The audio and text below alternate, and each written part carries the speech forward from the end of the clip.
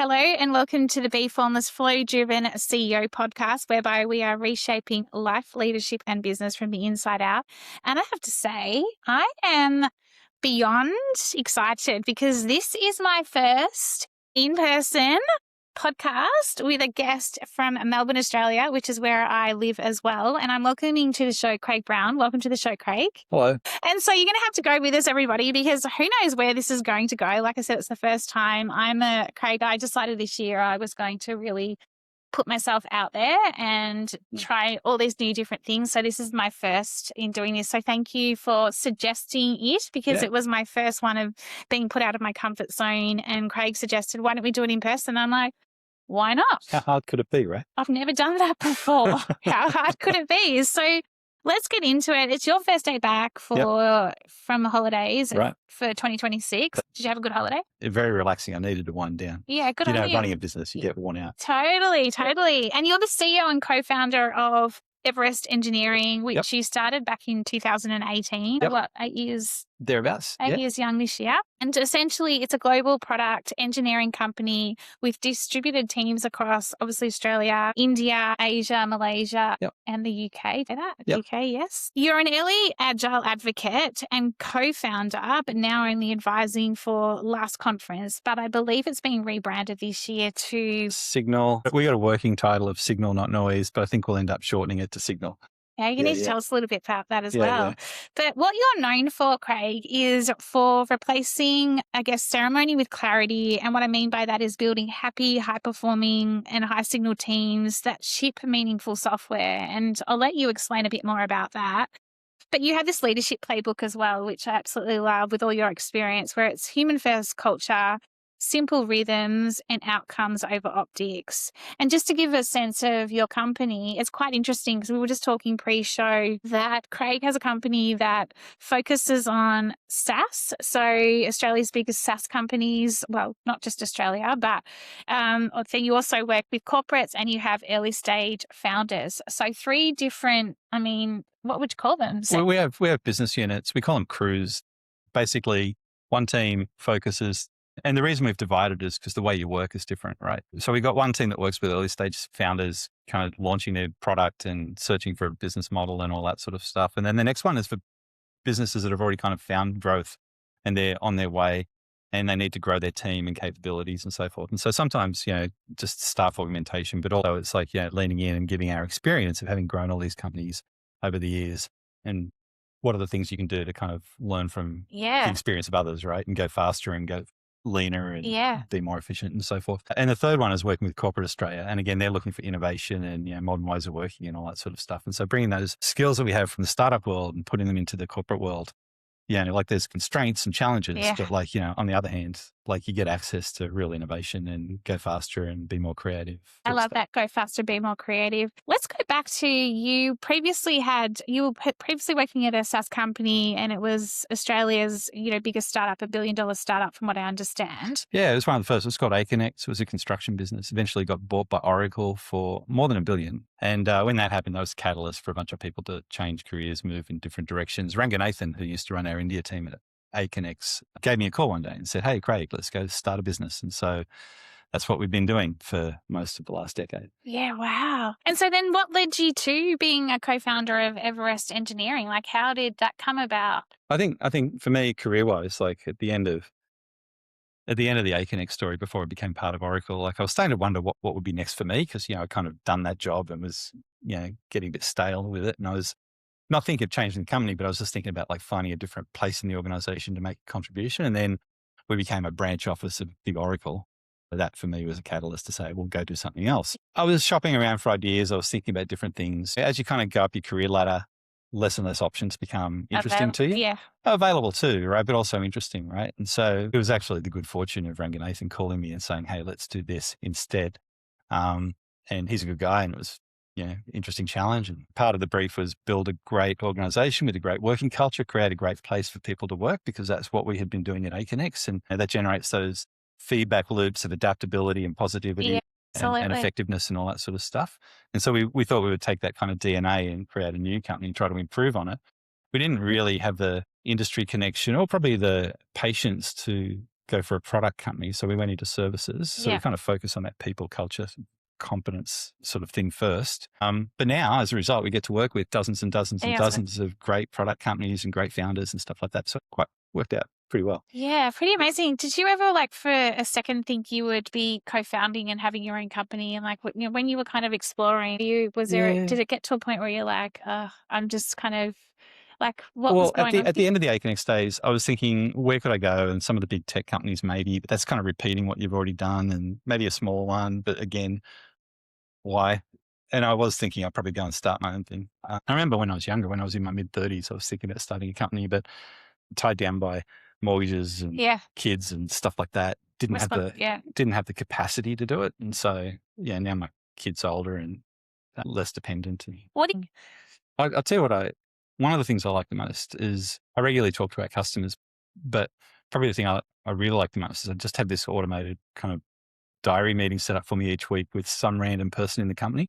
And I just talk to any frontline person in the company and they just tell me what's going on in their life, right? Like sometimes it's like the holiday they had, sometimes it's the work they're doing, what they're learning, whatever. Just kind of hearing their stories is quite energizing. Yeah. It's kind of like the purpose of the company was to create a great place to work, and hearing these people engage with that is great. Yeah. And, so you're getting the reward. The less fun part is, essentially owning a business is a relentless grind. My God, There's no days off. Sales is everything. You can't rely on a good organizational culture to build financial success. You have to kind of weave together all these systems. Like, great people do great work and are engaged. They generate a positive sentiment in our customers. That generates word of mouth. That generates new sales. And that kind of feedback loop flows and flows and flows, which leads me back to another positive thing is I talked about talking to employees and their great stories, but like I love our customers as well. Like, we have in Slack, not a week goes by where somebody doesn't post some email or Slack note or, video thing of some customer going, hey, I never knew this was possible until I worked with you guys. This is amazing. Yeah. And Everest Engineering, how did that name come about? Like, what does Everest, like, I mean, is it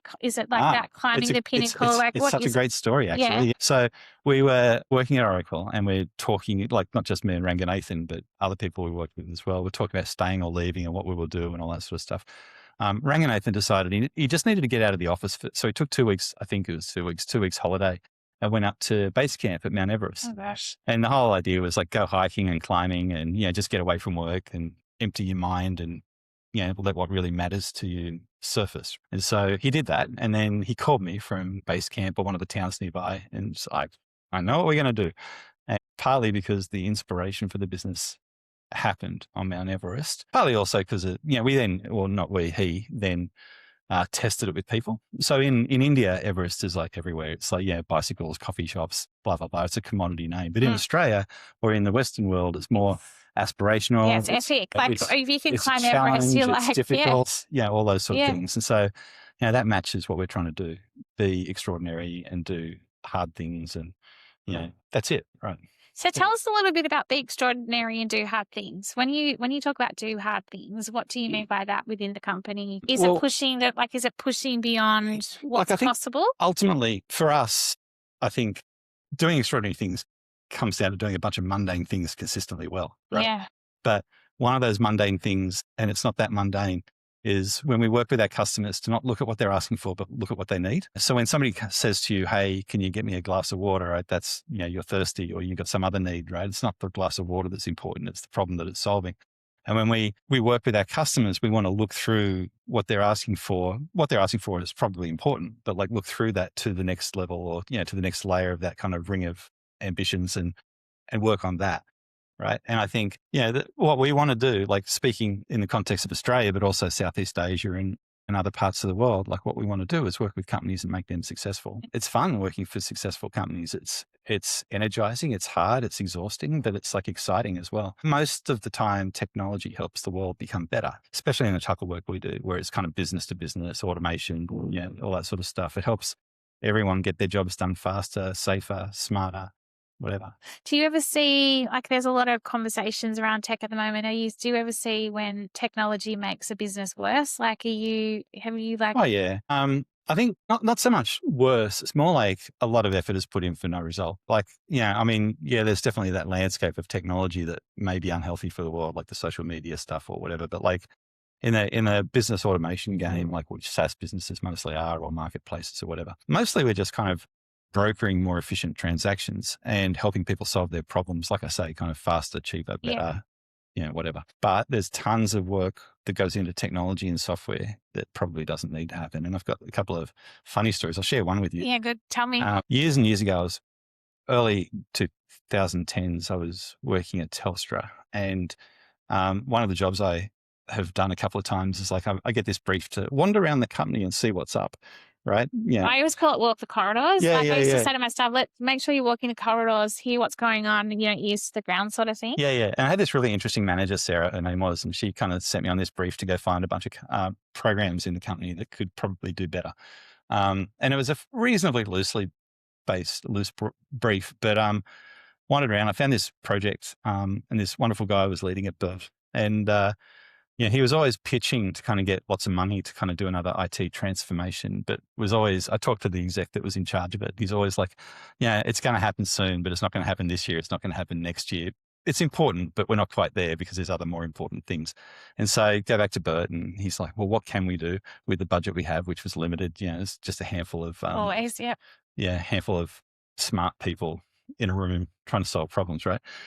So what they did do is they brought a bunch of people from different teams, and the process was moving house for Telstra, right? And there's some extraordinary and terrible numbers to do with this. I can't remember them because it was like 18, 19 years ago, but so I remember Bert saying this, right? So many people move house per year, and it was a percentage of how many people relocate and all that sort of stuff, and what percentage of market Telstra has and all that. Basically, they lost the population of Darwin every single year because they were unable to complete the transaction of moving your phone address from point A to point B. Wow. So what's that, 300,000-400,000 people or something? Yeah, Darwin's a capital. It's the capital of the Northern Territory. Yeah, capital of the Northern Territory. Not quite a big city, but it's a city. And so they were trying to stem that problem, and there was a case to use a bunch of technology to kind of automate and improve the systems and all that sort of stuff. But what they ended up doing is bring all these workers from different teams. I think there was 22 or 26 or something different teams that were involved in the process. And so we got one person from every team. We brought them to Melbourne. We gave them lunch and dinner, and had them there for 2 days, I think it was. And we had this crazy workshop where we had all this kind of structured approach to what we were going to do and what are the problems and blah, blah, blah. But to open up, we did an icebreaker, and we just said, what do you do? How does work come to you? What do you do? And then what do you hand off? And that ended up absorbing the whole of the first day. Always. Because people just wanted to talk about. Yeah. And they would ask questions across the big U-shaped room. They'd ask questions across the process and stuff like that. And all of this stuff happened. And then on the second day, we got them all to separate into 2 rooms. And the rule was, like, if you've spoken to a customer in the last 30 days, go into room 1. If you haven't spoken to a customer in the last 30 days, go into room 2. Yep. No, there was call center workers and technicians that drive vans and all sorts of people that talk to customers every day, right? And so they all went into room 1, and the brief was like, invent or design the future of this process, right? What do we need to do? And so the people that went into the second room, like finance and the engineers and the infrastructure people and the IT people and all that sort of stuff, came up with a really elegant, brilliant, innovative, we'll source data from when people are doing mortgages and we'll anticipate the new addresses and blah, blah, blah, and all this automation.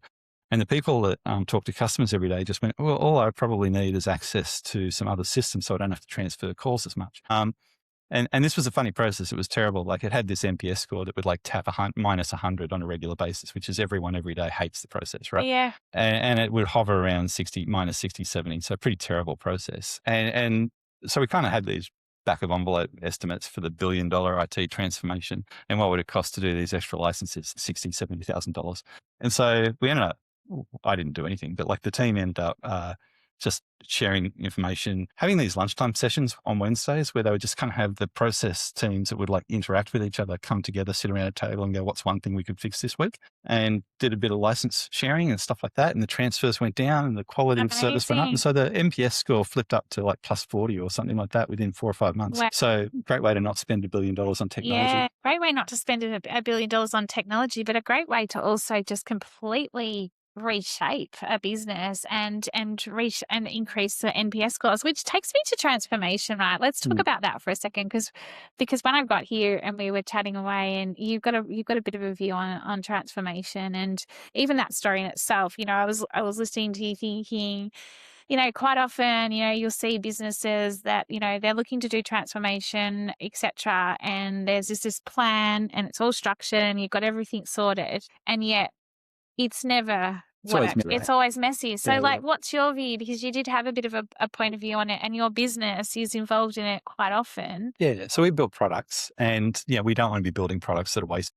We'd rather be being high impact with the work we're doing. And so that means that we have to get involved in organizational transformation when it comes to prioritizing the right things or structuring yourself so that you can work together effectively and all that sort of stuff. I think organization transformation is really, really hard because what we were beginning to talk about was there's always this foundation of culture, right? And everything's built on the culture. And if the culture is one that wants to resist a particular change, then you won't be able to, and you may be able to, but you won't be able to generally get the traction you want to kind of implement these new systems and processes and ways of work, right?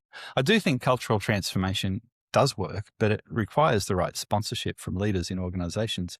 If you don't have that, if everyone just assumes that it's a process change or a structure change, you won't really get lasting results. So maybe you'll get your kind of classic 30% up tick for 6 months or something, but it'll revert to normal quick enough unless you kind of take a human-centered leadership approach to who are we, what do we want to be, why are we here together, what are the standards we want to live by, that kind of stuff. Yeah, I think and I also think it's bigger than cultural transformation, right? And that comes back to that interconnected ecosystem in terms of, I believe every business has a heartbeat. Like it's like a living, breathing system, right? Yeah. So it's culture's one aspect of a total business. Everything needs to feed into 100%. Into each other for the transformation to take place. And I think half the problem with businesses is that the different departments are so separated. You're focusing over here on culture, but then over here you've got growth, the growth issue. It never comes. So structure focuses us, but it also divides us, right? Yeah. And if what's important means we're supposed to be working together, not divided, it's not going to work. No. You mentioned the early days agile experience. Yeah. I know a lot of smart people out of that industry, and they've taught me tons of things. And one interesting thing, Benke guy in Melbourne, but he was kind of learned this from Craig Luman, one of the early agile guys. This kind of paradigm of like in the early stages, focus on culture and the systems will evolve as they need to. And later, more mature organizations, you focus on systems to put standards and practices in place, which will then drive the behaviors, which then become the culture. There's all. I must be ahead of my time because I always say you can't have a culture without systems. You can't have a systems without culture. Well, what's culture, right? It's like the behaviors and standards that we kind of agree to, and the systems shape the behaviors. So, it's so true. Do you see that? Do you see a difference across your different markets, like around the world that you're working in? For sure. We've got a bit of growth going on in Southeast Asia at the moment. And like the Agile movement, for instance, it just comes to different countries at different times. And we're probably not talking about Agile much here in Melbourne. I was about to ask you that. Yeah, it's kind of last decade's thing, but it's still in the ascendant in Southeast Asia, right? Because there's tons of innovation potential, but also tons of like the Agile movement's got kind of two games it's trying to play. And one of them is innovation, creativity, and the other is efficiency, right? And innovation and efficiency are kind of at odds with each other to some degree, right? And so depending on how you play the Agile cards, you can be an innovation company or you can be an efficiency company. And there's a reason why you would go one or the other, depending on where you are in your business life cycle. Yeah. Like, are you in a growth cycle or are you in a kind of stabilization or decline, right? So if you kind of do that diagnosis, you can figure out what to do. But Asia in general, and particularly Southeast Asia, is in an ascendancy. It's growing. And I think leaning into the creativity and innovation and the new capacity that you can create through becoming a learning organization is hugely potential. Not that anyone wants to dismiss the cost advantages, because there is efficiencies to be gained, but the bigger wins are through growth. Yeah, it's fascinating, isn't it? And then what do you think about, what about the Australian market? Like, I haven't really had much conversations. I've been interviewing more people overseas than I have locally. I think back to our business model of like the early stage, mid stage and late stage businesses, right? The late stage businesses use Agile as an efficiency game, focus and stability and reliability to lean into. And I think mostly people are doing that. And there's always room to improve and there's a lot of dysfunction and whatever, but like, that's the game. And there's still like, tribes and agile coaches and all that sort of stuff happening in those organizations. But I think they're getting subsumed back into project manager roles or general manager roles or anything like that. So it's becoming how you work rather than like bring an expert in to transformers.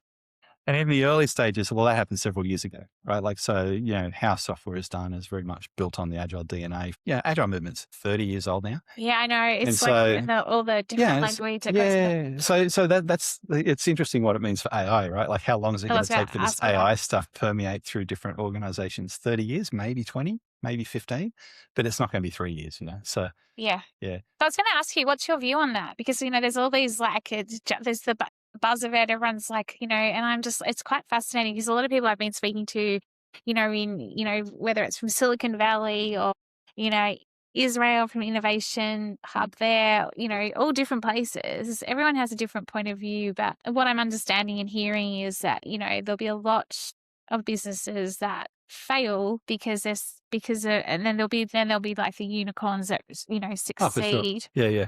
Can they take advantage of this Can new they potential? exactly? And what do you need? Like, on the one hand, there's the kind of the platform infrastructure companies like Google and those guys. And on the other, there's all these little startups that come along and build a workflow around some API calls and try to solve a point problem. And I wouldn't want to anticipate which ones are going to succeed and which ones will fail because I think it's too messy a world to Yeah. do that. But what I think is like, it's a truly transformative technology. The economics are not fundamentally in place yet. So there'll be some shifting around that. Like, what does it cost to run an API fueled, OpenAI powered startup today? A little bit of money, probably too much that your customers will not want to pay for it. And Yeah. so there's some friction there, but those costs will probably come down. There'll be some consolidation, blah, blah, blah. But I think what's interesting for me is the two things of like, is your business strategy still valid based on this new technology, right? Because what this new technology has done is take what was once the SaaS business specialist IP and turn it into a commodity.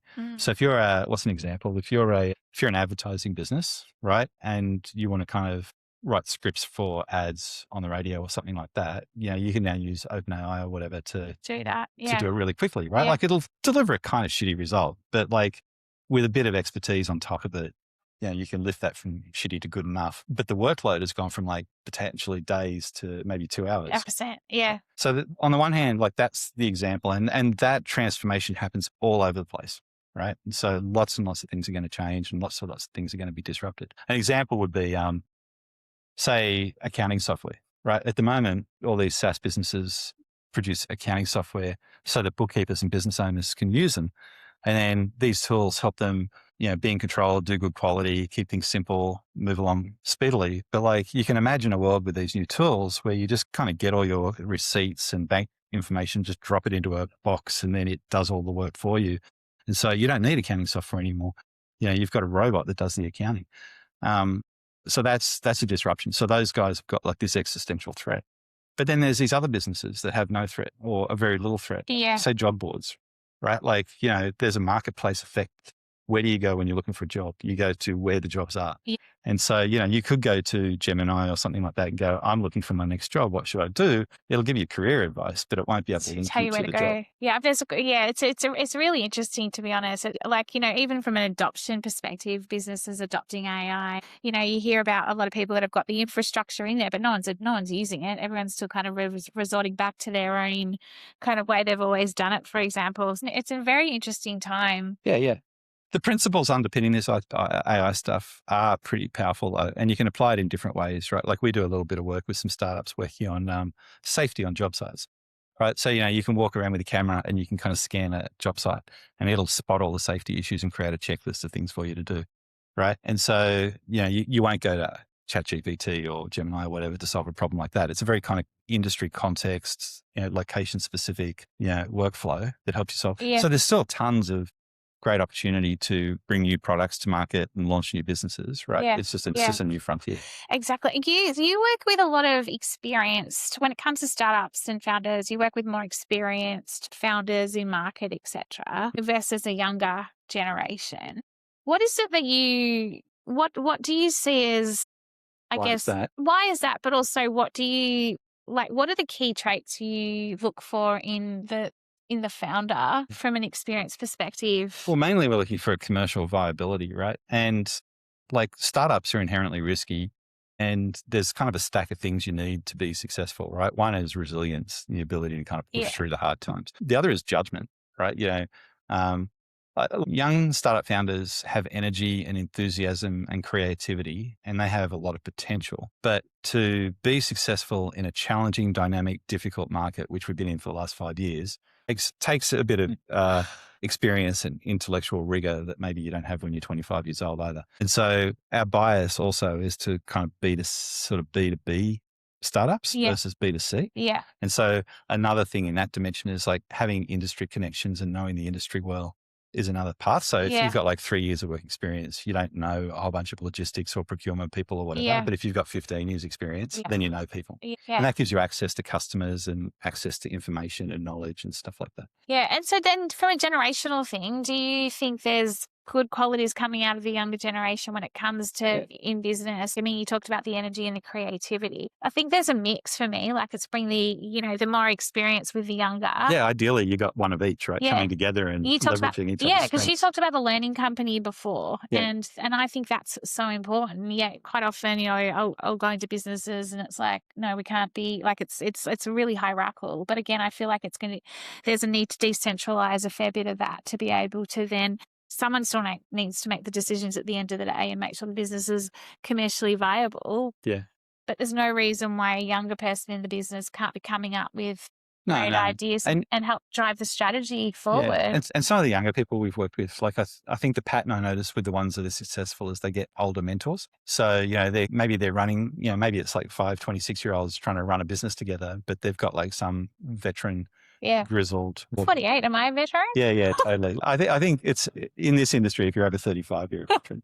I'm really showing my age. I've got a couple of final questions for you. I'm loving having this, it's so energetically fun being able to talk to somebody in person. Yeah. You said to me when you booked in for the pod and I said to you, what's one unique experience when it comes to life, leadership and or business? You said, I'll defer to you, was your response. And I did giggle because I'm like, I want to meet this great guy. Like he's already said he can come into our office. I like his vibe. Now that we've spoken for a bit, what would it be? I think in our organization, Ranganathan, my co-founder of the business, is like more, you flex and adapt into roles. And so he's more the heart of the organization and I am more the systems guy. But I think what I know is true is, every individual has got their own journey that they're going on. And when you're kind of growing teams, like there are these universal truths, which is if you give people the opportunity to get excited about the mission they're on, they will. There's always exceptions and, people are mediated by the challenges that they have in life. But if you can show people that the work they're doing is worthwhile and why. And part of the way you do that is like by taking some of the constraints out of their way. Yeah. Yeah. And then people get excited and then they go and do stuff. If you try to manage process controls too much, so back to systems, but if you try to manage process controls too much, you end up optimizing the wrong things. I think it's really funny. Like when I was younger, I used to do a lot of academic reading of papers around project management and operations and stuff like that. And there's this huge body of knowledge about stuff like if you focus on risk management, you'll increase your risk profile.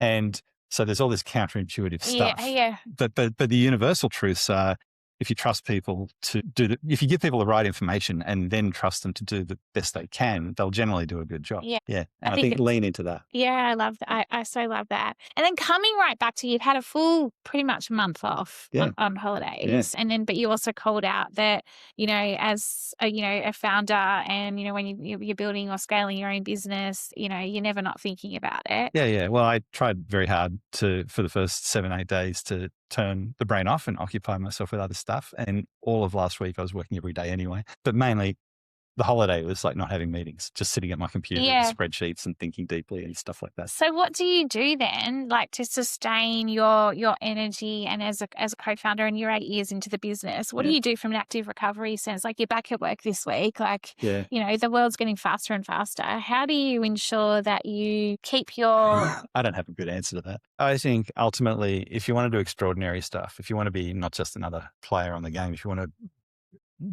make something really substantial that's got a legacy, then you have to work like a dog. You have to make use of your time and you have to be smart and you have to kind of reserve time for deep thinking and all that sort of stuff. I don't have the answer of how to separate it. I think, my answer is turn up tough and ready and know what you're getting into. Yeah, I don't think there's any such thing as work-life balance. But what I do know is, and from someone who burnt out like myself when you called that out pre-show, I think there's, the ability to, like you say, ensure that you've got the deep work in your schedule so that you're not in meetings 24/7. There's also the opportunity when you finish work for the day to go and do something for you. If you're going back to, the business because you are a founder, but like just ensuring that you're rejuvenating yourself in some way. I've worked like a dog at 24/7. Yeah. And it got me nowhere in the end besides burning out. So I think that, maybe knowing yourself is the trick, right? Like, what are the things that give you energy? Totally. And it's a portfolio of things for me, right? Like sometimes it's quiet time, sometimes it's travel, sometimes it's like social interactions. So I've got it out of you. You do have some things that, like. Yeah, but the funny thing about those three things is that I can also work them into my work practices. Yeah, which is why for me it's around work life work flow. Like that's that integration of you can have sometimes your best business ideas in life. Craig, I've taken up enough of your time this morning. Any wise words of wisdom you would like to share before we wrap this up? Any predictions for 2026?